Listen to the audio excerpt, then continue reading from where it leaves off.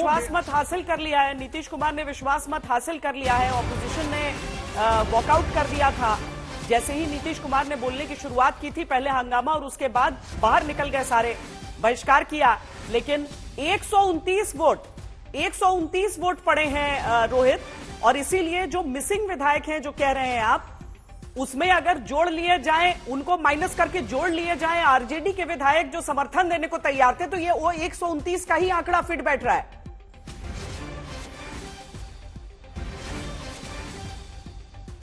रोहित जी बिल्कुल, देखिए आरजेडी के भी कुछ जो विधायक हैं उन्होंने भी समर्थन किया है सरकार का, और अंत में हमने देखा कि बीजेपी के जो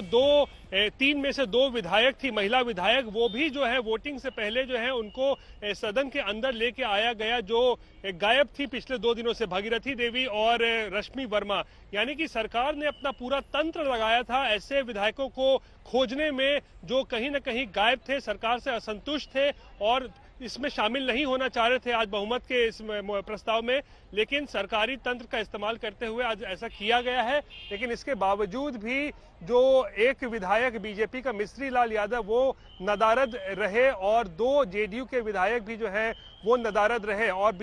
जैसे हमने बताया कि वॉकआउट के बाद जो है नीतीश कुमार की राह और आसान हो गई थी, और इसीलिए बहुत ही आसानी के साथ अब सरकार ने बहुमत अपना जो है वो पा लिया है। यानी कि फ्लोर टेस्ट में जो है नीतीश सरकार जो है वो पास हो गई है। और रोहित, संशय तो मांझी को लेकर भी रहा, क्योंकि उन्होंने भी अपनी नाराजगी कुछ दिनों से कई मुद्दों पर स्पष्ट रखी थी। जांच कराई जाएगी कि आखिर लाख रुपए देकर किस तरीके से।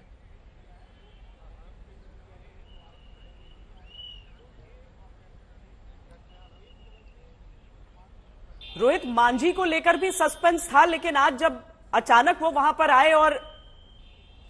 उसके बाद से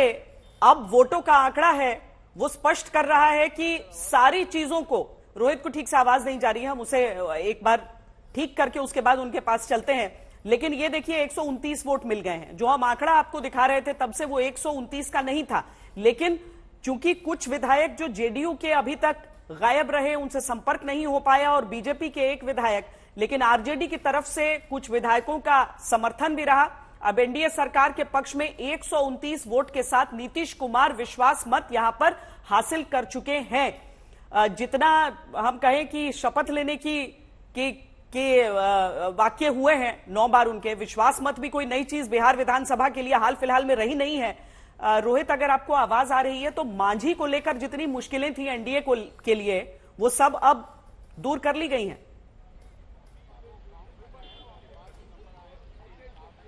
हाँ श्वेता, देखिए मुझे लगता है बीजेपी ने जो कल राज्यसभा का लिस्ट जारी किया था ना, उसकी टाइमिंग कुछ थोड़ा सा मुझे लगता है गड़बड़ हो गई, जिसके वजह से मांझी जो है वो ऐन मौके पर ऐसा लग रहा था कि अब शायद धोखा दे सकते हैं वो, और एनडीए को और सरकार में के साथ वो वोट करेंगे कि नहीं करेंगे, इस पर सवाल खड़े हो गए थे। क्योंकि मांझी पिछले कुछ दिनों से लगातार एक और मंत्री पद की मांग कर रहे हैं, कह रहे हैं कि उनके साथ अन्याय होगा अगर एक मंत्री पद नहीं दिया जाएगा। लेकिन जो हमें सूत्र बता रहे थे कि उन्हें बीजेपी ने शायद वादा किया था कि उन्हें राज्यसभा भेजा जाएगा, और ऐसा जब नहीं हुआ कल, यानी कि जो उस लिस्ट में मांझी का नाम नहीं था, तो अचानक से मांझी नाराज हुए, और उसके बाद जबरदस्त मान मनोबल के लिए सीधा केंद्रीय जो नेतृत्व है वहां से भी 2 बार उनको फोन किया गया मनाने के लिए, और उसके बाद ही मांझी जो है वो माने हैं। और उसके बाद आज उनके भी 4 विधायक हैं, उन्होंने भी सरकार के समर्थन में जो है वो वोट किया है। यानी मांझी भी जो है आखिरी मौके पर जो है अपना दांव चलने की कोशिश कर रहे थे कि अगर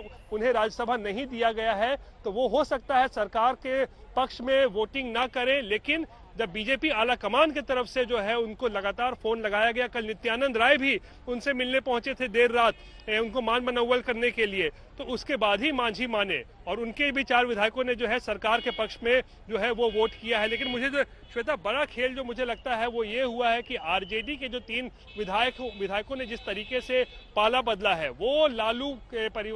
लालू प्रसाद के लिए जो है वो एक बड़ा कह सकते हैं अलार्मिंग सिचुएशन है कि किस तरीके से चेतन आनंद और नीलम देवी और साथ में प्रहलाद यादव ने जो है वो पाला बदला है, और जो खेला तेजस्वी यादव करने की कोशिश कर रहे थे एनडीए खेमे में, वो खेला तो नहीं हुआ, उल्टा